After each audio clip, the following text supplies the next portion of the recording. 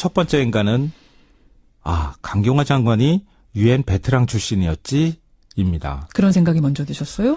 강 장관이 누굽니까? 유엔 사무총장 정책특보 출신이잖아요. 그렇죠. 인사청문회 과정에서 뭐 여러 위장전입이라든가 부동산 문제 이런 이제 문제 때문에 잡음이 좀 일기는 했지만 역대 외교부 장관이나 반기문 전 유엔 사무총장까지 외교부 장관으로 최적임자다 추천을 했을 정도로 다자 외교에는 강점이 좀 있습니다. 강점이 다자 외교예요. 그럼요. 예. 한 번도 못 만나본 사람하고 여러 번 얼굴 마주친 사람, 여러 국가들의 어떤 사람들을 알고 있다고 하는 것은 엄청난 자산일 수 있거든요. 그러니까 이분의 능력을 우려하는 분들도 대북 관계 요쪽을 잘 알 것인가 요거를 염려는 했습니다만 다자 외교에 있어서 인정을 그렇죠. 했던 사람입니까? 예, 맞아요. 근데 아니나 다를까 어제 틸러슨 장관과 25분간 통화가 이루어졌는데요. 가장 눈에 띄었던 부분은 별도의 통역 없이 1대1로 거침없이 대화를 주고받았다는 겁니다. 외교부 장관이면 다 그런 거 아니에요? 그런 건 아니에요. 아니에요? 외교부 장관이라고 해서 이 일반적인 회담이나 뭐 이런 거 할 때 아주 예민하게 단어들이 오고 가고 있기 때문에 그건 통역을 써야 돼요. 그래요? 예. 근데 강 장관은 미국인보다 더 영어를 잘하기로 유명하잖아요. 미국인보다 더 잘해요? 원래 우리나라 온 외국인 중에서 우리나라 사람보다 말 더 잘하는 사람 같다는 느낌 받는 사람도 있잖아요. 그렇군요. 그러니까 통역이 없다는 말이 이게 굉장히 중요한데요. 외교적인 거에서. 사실 외교에 있어서는 서로 간에 상대방의 감정의 흐름들 그걸 예민하게 읽는 게 굉장히 중요하잖아요. 그렇죠. 예를 들면 우리가 대화를 할 때도 살짝 토라졌어.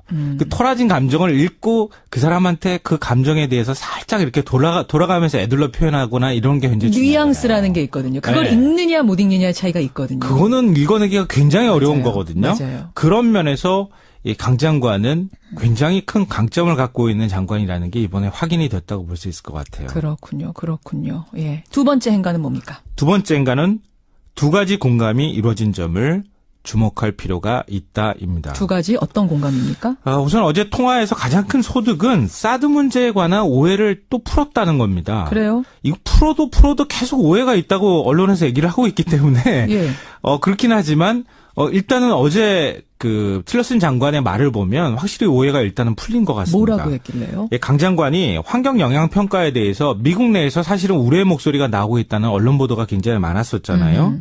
그게 사드를 중단하려고 하는 의도가 아니라 민주적 절차와 정당성을 담보하려고 하는 목적이었다. 이렇게 설명을 하니까 틸러슨 장관이 동의를 하면서 한국 내 민주적 절차를 존중한다 이렇게 밝혔습니다. 그 단어가 나왔어요? 네네. 한국 내 민주적 절차. 그러니까 너희들은 환경 영향 평가라는 걸 받아야 되는구나. 그걸 인정한 거예요. 그럼 일단 그렇죠. 틸러스 장관 선에서는. 그러니까 미국 내에서 그 동안에 이거 사드 배치 안 하려고 하는 건 그런 뭐 이른바 꼼수 아니야? 뭐 이런 것처럼 의심했죠. 네, 의심했는데 그게 일단 풀렸다는 거고요. 또 하나는 한미 정상회담 전에 파이널 터치. 그러니까 사전 정지 작업으로 사전 접촉을 하기로 합의했다는 점입니다. 강 장관이 한미 정상회담 전에 파이널 터치를 하는 게 좋겠다 이렇게 얘기를 하니까 틸러슨 장관이 그것은 중요한 이야기다. 보좌진을 통해 일정을 조율하자 이렇게 화답을 했습니다. 그러니까 필요에 따라서 강 장관이 미국을 직접 방문하는 방안도 검토를 한다고 하는데요.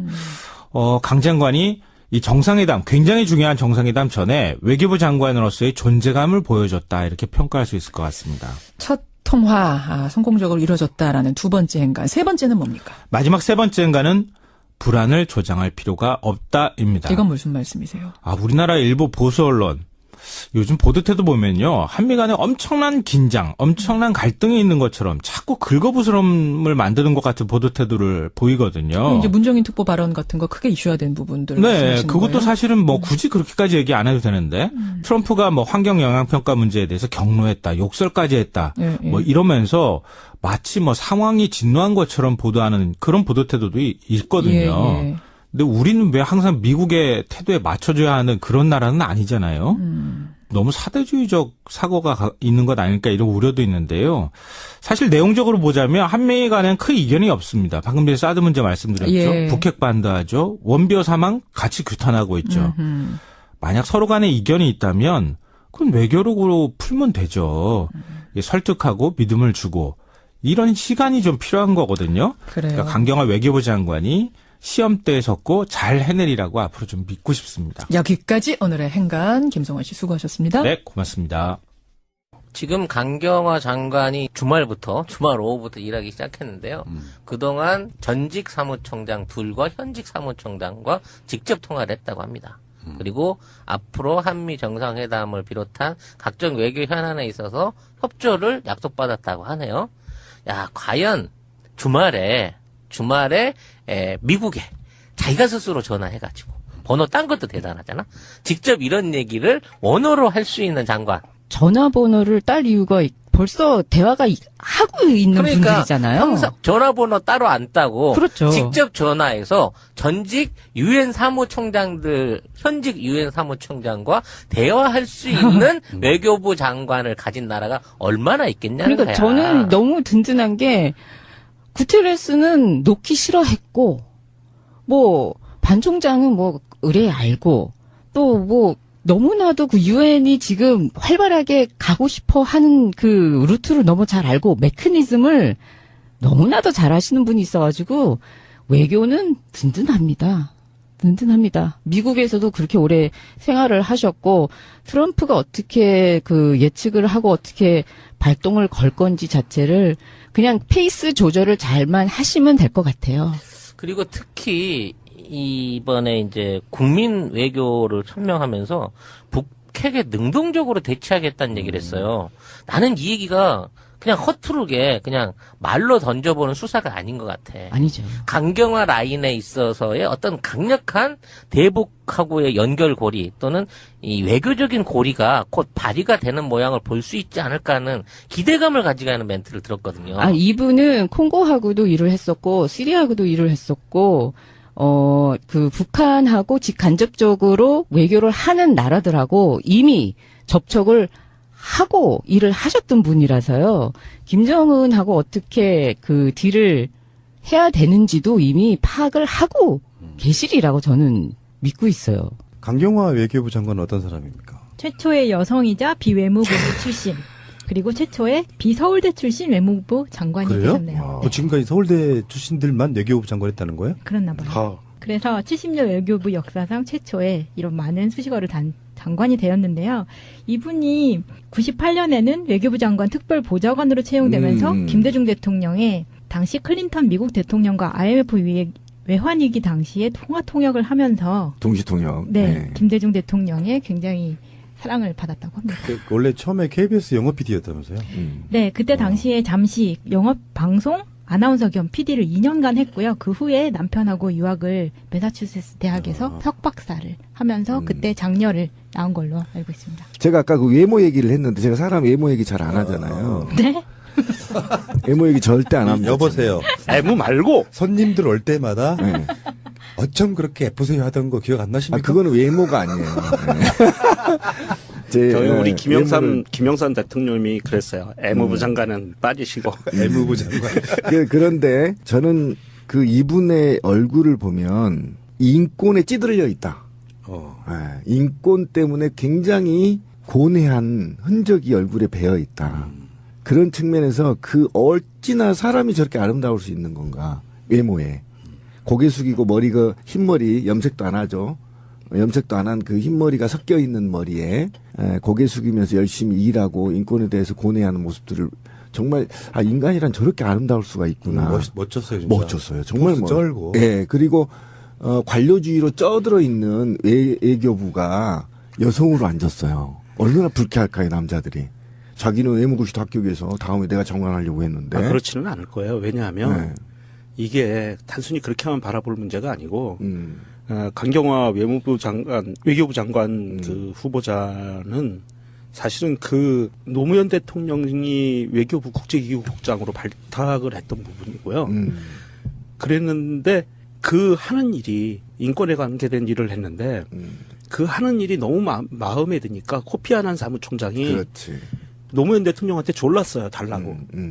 그래서 유엔에 들어가게 된 거예요. 결정적으로. 그랬고 그 다음에 반기문 총장 시절에 계속 그 특보 역할을 했고 그 후에 반기문 총장 후임 총장에 있을 때는 이제 반기문 총장이 임기가 끝나고 같이 끝내려고 했는데 후임 사무총장이 또 이거를 간청을 한 거예요. 그 남아달라고. 네. 예. 그러니까 이분은 사실은 비외무고시 출신이고 서울대 출신도 아님에도 불구하고 이미 외교가에서는 최고의 파워우먼, 파워 외교관으로 인정을 받을 만한 능력을 갖고 있는 사람이기 때문에 외교부에서도 그렇게 크게 반감을 갖기는 힘들 것 같아요. 외교부가 굉장히 폐쇄적이었었고요. 남성 중심이었고 에리트 중심이었어요.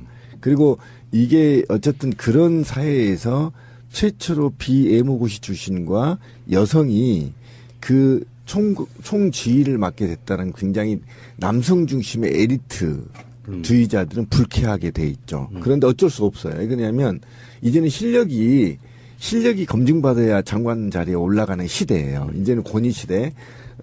예를 들면 반기문구 같은 실력도 없으면서 으름장거리는 사람들이 이제 이런 자리에 못 올라오고요. 그다음에 어쨌든 안토니오 구테호스 사무총장 인수팀장을 맡았고 정책특보로 임명됐었어요. 장관으로 하지 않아도 유엔에서 굉장히 중책을 맡고 향후에도 유엔에서 더 중책을 맡을 수 있는 실력을 검증받았다. 이렇게 보시면 되는 거예요. 그렇죠. 3대 사무총장을 거친 유일한. 을 우려하는 분들도 대북 관계 요쪽을 잘 알 것인가 요거를 염려는 했습니다만 다자 외교에 있어서 인정을 그렇죠. 했던 사람입니다. 예, 맞아요. 예. 근데 아니나 다를까 어제 틸러슨 장관과 25분간 통화가 이루어졌는데요. 가장 눈에 띄었던 부분은 별도의 통역 없이 1대1로 거침없이 대화를 주고받았다는 겁니다. 외교부 장관이면 다 그런 거 아니에요? 아, 그런 건 아니에요. 아니에요? 외교부 장관이라고 해서 이 일반적인 회담이나 뭐 이런 거 할 때 아주 예민하게 단어들이 오고 가고 있기 때문에 그건 통역을 써야 돼요. 그래요? 예. 근데 강 장관은 미국인보다 더 영어를 잘하기로 유명하잖아요. 미국인보다 더 잘해요? 원래 우리나라 온 외국인 중에 첫 번째인가는 강경화 장관이 유엔 베테랑 출신이었지입니다. 그런 생각이 먼저 드셨어요? 강 장관이 누굽니까? 유엔 사무총장 정책특보 출신이잖아요. 그렇죠. 인사청문회 과정에서 뭐 여러 위장전입이라든가 부동산 문제 이런 이제 문제 때문에 잡음이 좀 일기는 했지만 역대 외교부 장관이나 반기문 전 유엔 사무총장까지 외교부 장관으로 최적임자다 추천을 했을 정도로 다자 외교에는 강점이 좀 있습니다. 강점이 다자 외교예요. 그럼요. 예. 한 번도 못 만나본 사람하고 여러 번 얼굴 마주친 사람, 여러 국가들의 어떤 사람들을 알고 있다고 하는 것은 엄청난 자산일 수 있거든요. 그러니까 이분의 능력. 그래서 우리나라 사람보다 말 더 잘하는 사람 같다는 느낌 받는 사람도 있잖아요. 그렇군요. 그러니까 통역이 없다는 말이 이게 굉장히 중요한데요. 외교적인 거에서.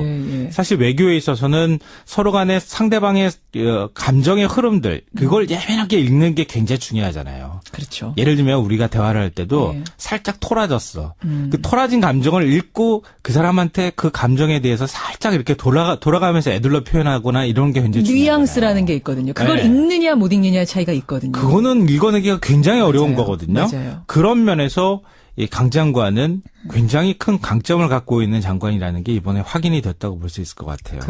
그렇군요. 예. 두 번째 행간은 뭡니까? 두 번째 행간은 두 가지 공감이 이루어진 점을 주목할 필요가 있다입니다. 두 가지 어떤 공감입니까? 우선 어제 통화에서 가장 큰 소득은 사드 문제에 관한 오해를 또 풀었다는 겁니다. 그래요? 이거 풀어도 계속 오해가 있다고 언론에서 얘기를 하고 있기 때문에 그렇긴 하지만 일단은 어제 그 틸러슨 장관의 말을 보면 확실히 오해가 일단은 풀린 것 같습니다. 뭐라고 했길래요? 강 장관이 환경 영향 평가에 대해서 미국 내에서 사실은 우려의 목소리가 나오고 있다는 언론 보도가 굉장히 많았었잖아요.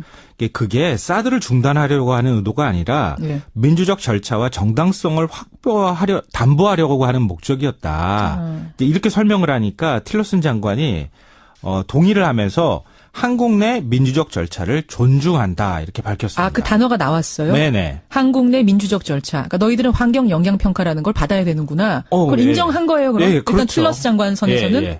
그러니까 미국 내에서 그 동안에 이거 사드 배치 안 하려고 하는 건 그런 뭐 이른바 꼼수 아니야? 뭐 이런 것처럼 의심했죠. 의심했는데 그게 일단 풀렸다는 거고요. 또 하나는 한미 정상회담 전에 파이널 터치. 그러니까 사전 정지 작업으로 사전 접촉을 하기로 합의했다는 점입니다. 강 장관이 한미 정상회담 전에